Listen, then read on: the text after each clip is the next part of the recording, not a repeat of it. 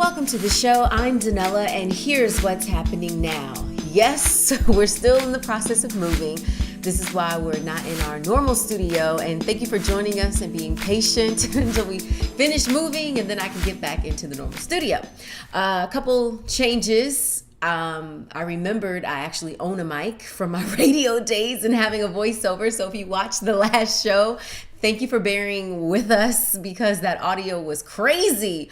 We were just using the camera audio. I mean, we're doing the best that we can. So thank you for joining us another week and being patient. Okay, so a lot to get into this week. You know what? We're going to start with in our world, and I'm going to start with what's happening in the DC area. Okay, so it's just crazy, man, because unfortunately there are multiple teenagers are missing. Okay, so basically Black girls and Latina girls, and it was about last week they said almost a dozen teenagers are missing. So first, I want to say to their family members, we're going to pray for you guys, pray for you to be comforted, pray that you get your children back. That's the first thing I want to say. Now, the other reason why I want to discuss this on our show today is because national media isn't even really talking about this. This is crazy. That's a lot of girls missing. Okay, so first I want to start with who's talking about it. Shout outs to The Root. The Root, I swear online, they always do a very good job of covering excellent topics, but topics that affect brown people, right? People of color. Also covering it, Essence, thank you for that. And actually Teen Vogue covered it, and they took a little different approach. They actually say part of the reason, the reason why it's not getting national coverage that these girls are missing is because they're not white, affluent, or what they consider white and attractive and affluent. And man, it's just crazy. So yeah, if you follow me on Twitter, you'll see that I posted out a tweet. And when you really think about it, at the very least, that's what we can do, which is share the information, take just a couple seconds, look at their faces, and just see if you happen to see any of these missing teens. And I also wanted to bring this up for another reason. The next part of this reason is because I come from a family where we were always taught to mind our business. So if we were out, because especially depending on the neighborhood you are in, you're not minding your business, somebody can shut you down. So when I was growing up, my mother was always like, mind your business. Don't look at what other people are doing. You mind your business. But now that I'm older, now that I'm a mom myself, man, these stories are hitting me much harder because I can't imagine what it's like to be missing your child, and then to not have the coverage. You want as many media outlets as possible saying, hey, have you seen my child? And so yeah, we have to not only spread the word, but each of us just take a moment to look, just in case one moment you see these girls, any of these girls. But the other thing I want to get back to, minding our business. I want to ask you personally, do you feel that, if you're out in the street and you see something not right, do you keep it to yourself because that's the right thing to do? And I don't know. I'm just bringing it up because I don't know. But I know that if it were my child that was missing, I would want somebody who sees something not right to let somebody know. You know what I'm saying? Like, that's what I would want. So yeah, I just wanted to bring it up to you, see what you personally thought. Like, do you mind your business, look the other way? Oh, that's not my business. That person looks kind of scared, but that's not my business. Because that split second of that decision can be the difference between someone being safe and someone not being safe. So I wanted to talk to you about that. Also in our world, we're going to head down to Dallas. Did you hear about this? In Dallas, a 6-month-old baby boy, Brandon, died. And why? Because his babysitter says she called 911 and was unable to get through. Now, this is what city officials are saying in Dallas. They're saying that, and this happened last weekend, and this is what they're saying. They're saying that T-Mobile customers, every time they dial 911, that all of a sudden it floods the 911 call center with ghost calls. City official says at one point it was 400 calls coming in, and that they then had to hire 10 additional call them in for that day to take all the calls.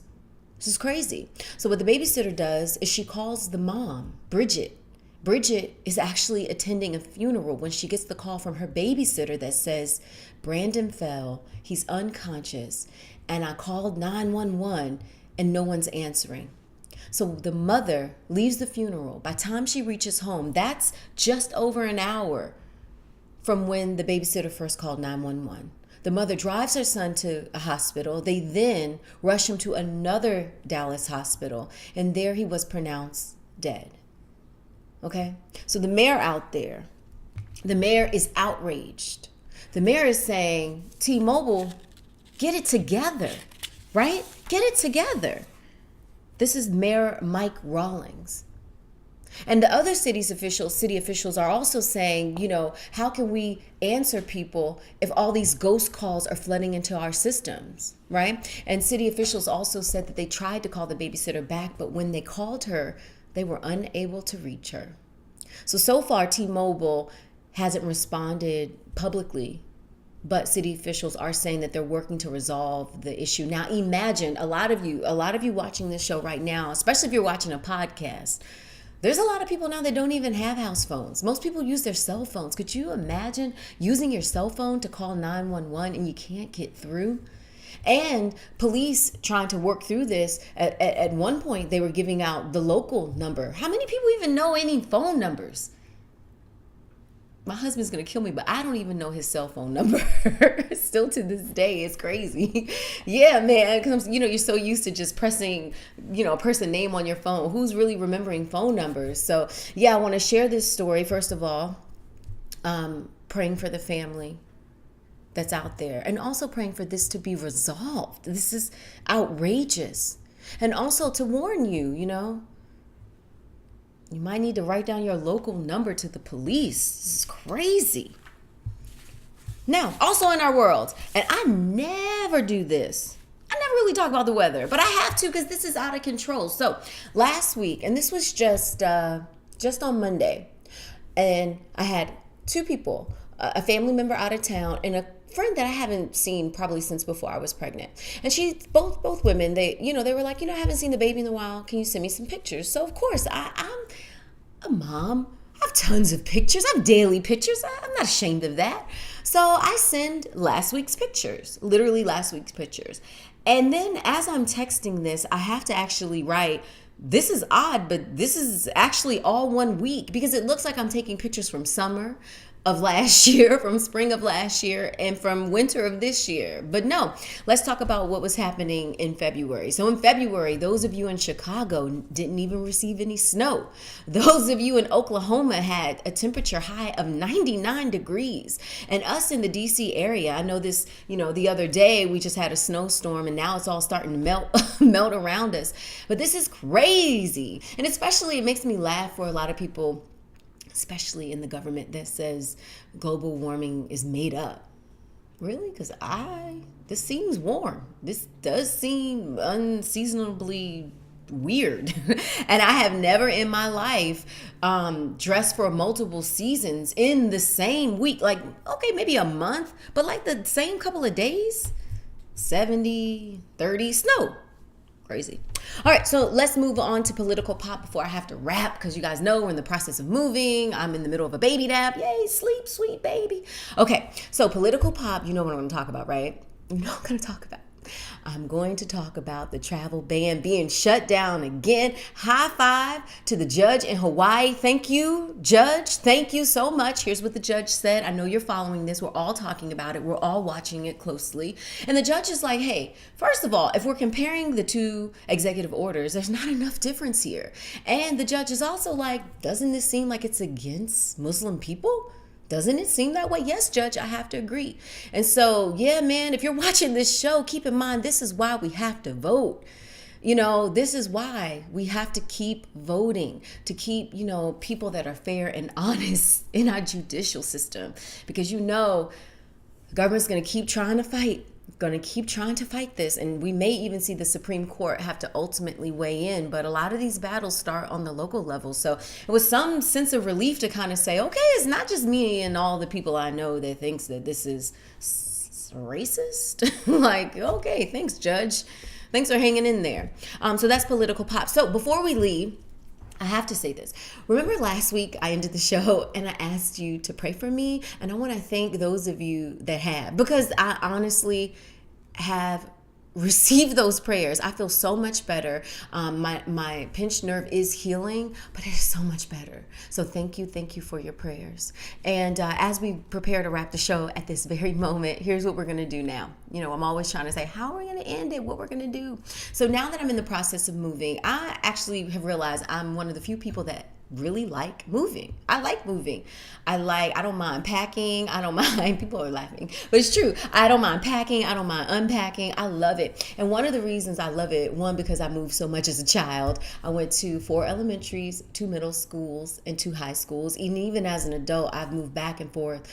Even from here in New York, like, yeesh, nearly 5 times. That's a lot.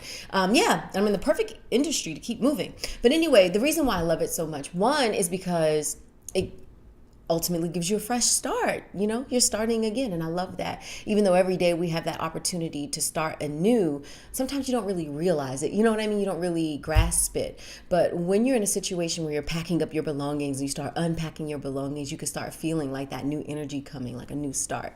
Now, the other reason why I love it so much is because you start really going through your things. You know, you accumulate so much things in your life.